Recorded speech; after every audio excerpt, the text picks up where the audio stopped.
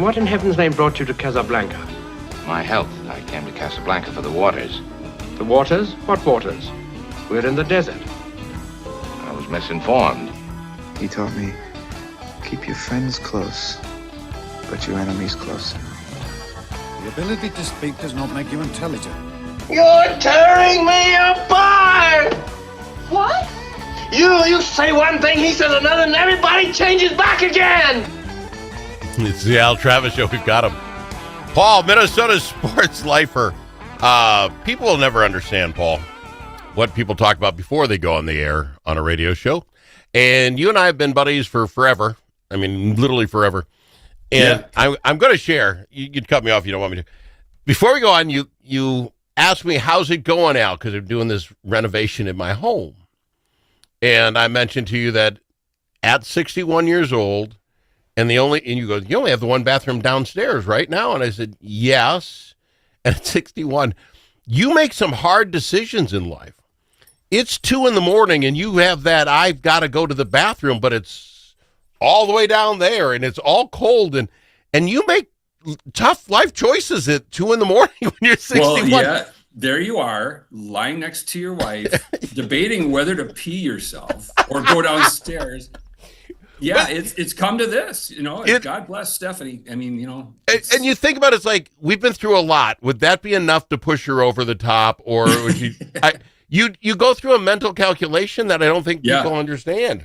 Well, trust me, there comes a point when you get tired of, everybody's stuff and, and you're done. So, yeah, it can happen, but wait, get that bathroom done so you can get back to your normal. Amen, brother. Yeah, so anyway, with that is the pregame warm-up for Paul and I before we talk sports, because we've been all right.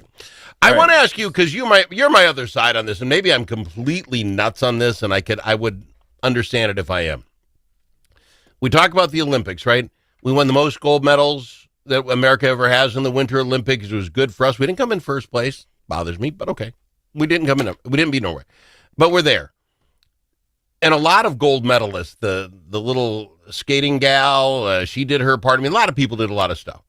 The women's hockey team, they did everything they could. I mean, I think they let in 1 goal. I mean, they were fantastic. And then the men's win theirs. This should be an Al's point. This should be just everybody's happy in America time. Now, I get it. The Cash Patel guy goes in the locker room because he's a skater guy, and they're throwing beer around like it's the end of the World Series. I get it. It's guy like, and the president, by the way, Paul, sometimes says stupid stuff. I throw it out. Just in, yeah. Hey, hot take on Al's show. Did you catch what he said? Okay. He invites them to go to the State of the Union, whatever. They come out, they bite the gold medals, everybody's happy. The only thing in the news now is every news person there is seems to grab one of these 18, 19-year-old kids, both guys and girls, and just hit them up. What do you think? You think it was wrong? Should you do this? Can we just let the kids have their minute? If they're mad, they're mad. Every one of them so far as I've seen, says, you know what? It probably wasn't right, but I'm just happy to win a gold medal. They are doing such a great job with the press. Can we not just be happy with the shiny gold stuff and not make this political? Well, we didn't make it political. The president did. How do you invite the men's team and not the women's team, or act like you have to invite the women's team? I mean, I don't. Because then the guys celebrating in the locker room, and that comes up, and then there's kind of this, but they're in the middle of celebrating. I'm not really caring too much about that reaction. It would have been nice for somebody to step up and say, well, yeah, but you're in that euphoric moment. I kind of let that go, but no, it's. I think the bigger picture, and I heard some of the players talk about this too, was that the men's and women's teams both enjoyed a great 2 weeks because they were watching each other's games and really supporting each other. And it wasn't like the NHL guys were all on this pedestal. They know how hard it is to play hockey. Sure. They know, and recognizing what the women were doing.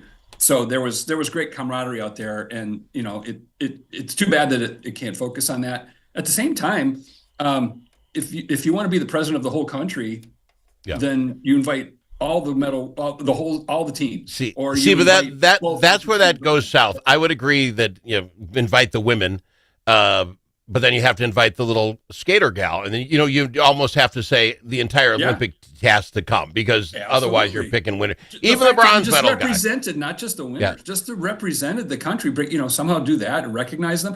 And if you're not going to invite them to the, if there's too many people to invite, just put something out there about proud of everybody.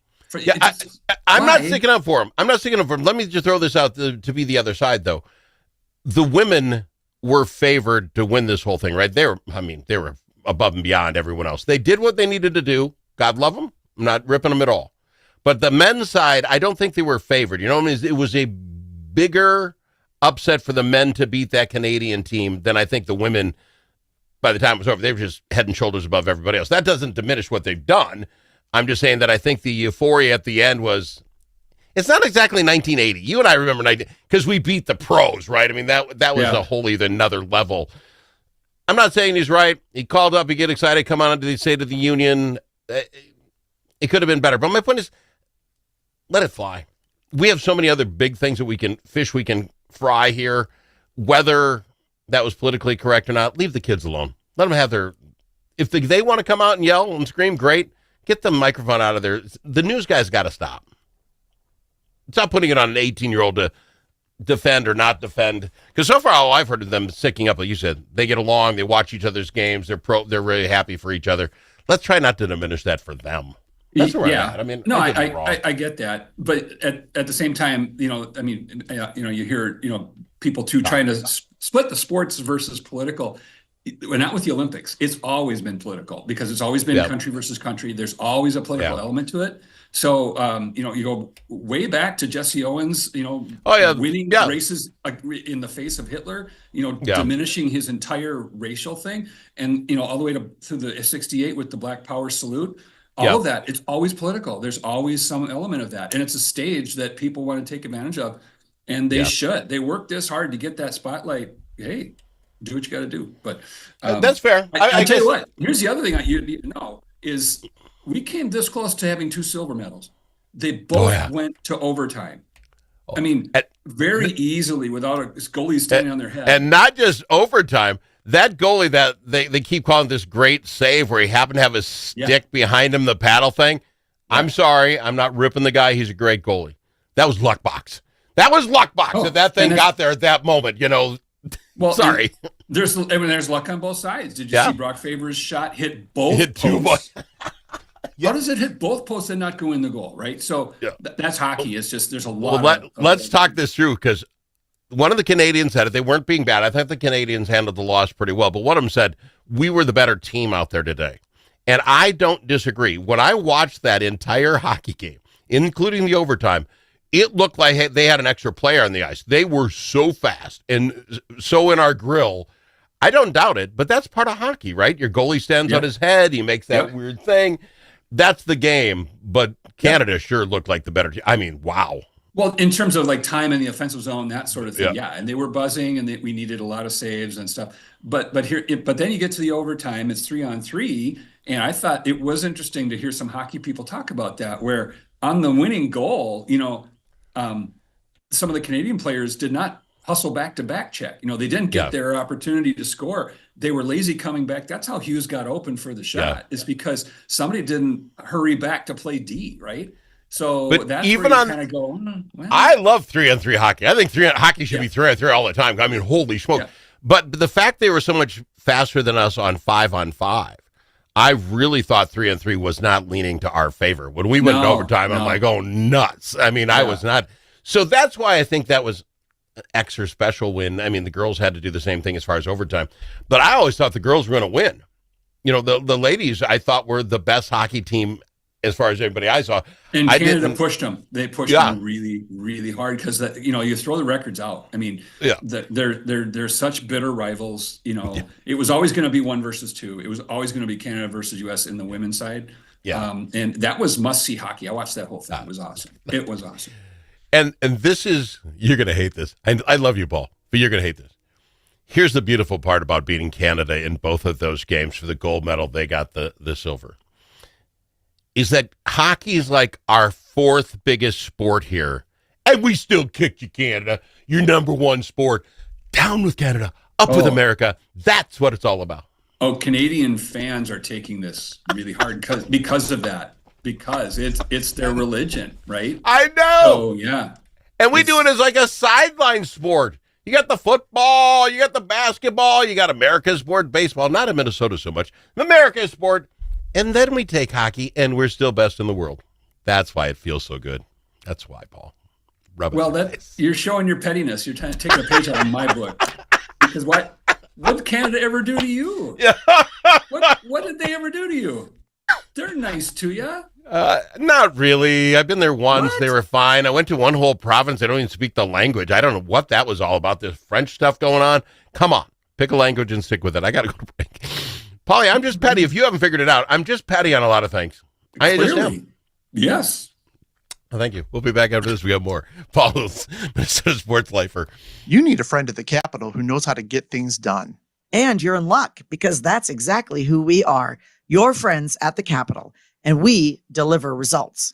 At Momentum Advocacy, we bring decades of experience in lobbying, public affairs, and crisis communications.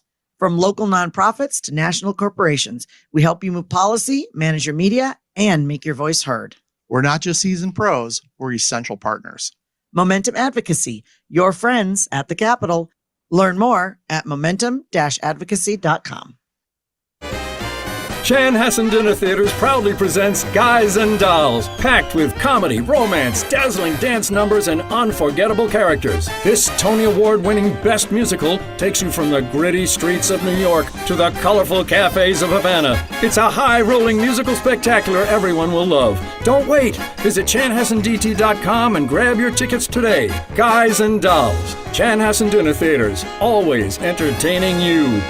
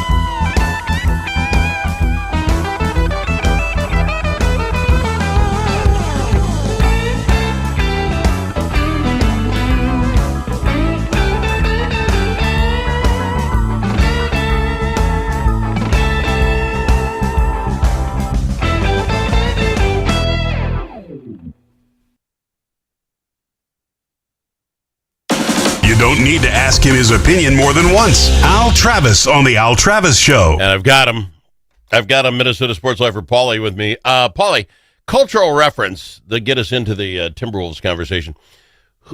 Was it Diggity Dog, the little cartoon sheriff dog that just day, and then he always arrested the bad guy? Was it Diggity Dog? Do you recall the dog's name? Diggity Dog. I think it was Diggity Dog. Hot Diggity Dog or he was You're like stumped. Yeah, I'm stumped. Is that the guy who is that the dog who, when he got a treat, he would like float on air? Is that the Yes. one? Yeah, I think, yeah. Or is it? No, that's Diggity Dog was the old sheriff dog, and you'd always catch the bad guy, but it was like this. Yeah. All right, somebody will let us know who that is. He was kind of like an Andy Griffith knockoff. Yes, there you go. Yep. Give me the name, al@altravishow.com if you know what it is. Here's the reason. The Timberwolves looked like they're going to get Kyle Anderson back. Slow-mo, they called him. I love this cat in that he reminds me of Diggity Dog, if that's the guy's name. Dump-a-dump, comes down, does the slowest move ever, and then makes buckets. I just remember he's pretty darn good for what looks like moving in slow motion.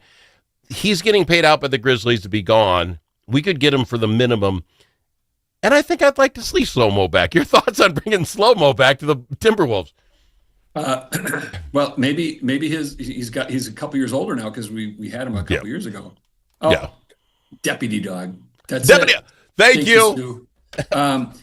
It's but they got to call him Slower Mo because he's older and slower and reverse Mo. Yeah, you're going backwards now. I don't know. I don't know. I don't know what to make of the Timberwolves. There's so much going on there. You got the comments from Rudy. You got coaches kind of not sure what to do with some of this. Ant was all in his coach's face last night.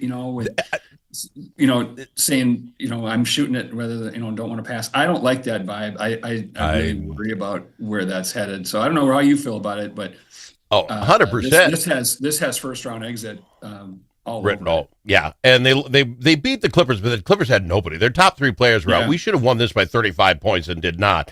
Here's the other thing, and again, I know people think I'm anti-Edward. He could be one of the best ball players of all time when he figures his brain out. He got a $25,000 penalty for lobbing a ball hard into the stands against the Portland game. And in the story, they wrote this. He had a $35,000 one and a $25,000 one last year. A total of $420,000 in fines for language in this. Not keeping. We're paying them too much.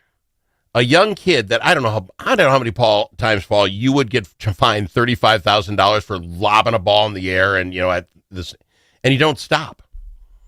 You got so much money, it just what I'm saying. It's like, hey, I'm going to. Well, that's always been the case. That's always been the case with sports, with guys who are young and they get the money, and sometimes that's not a good recipe. Are we paying them too much? No, that's the free market. Why would you go against the free market? He can get that money.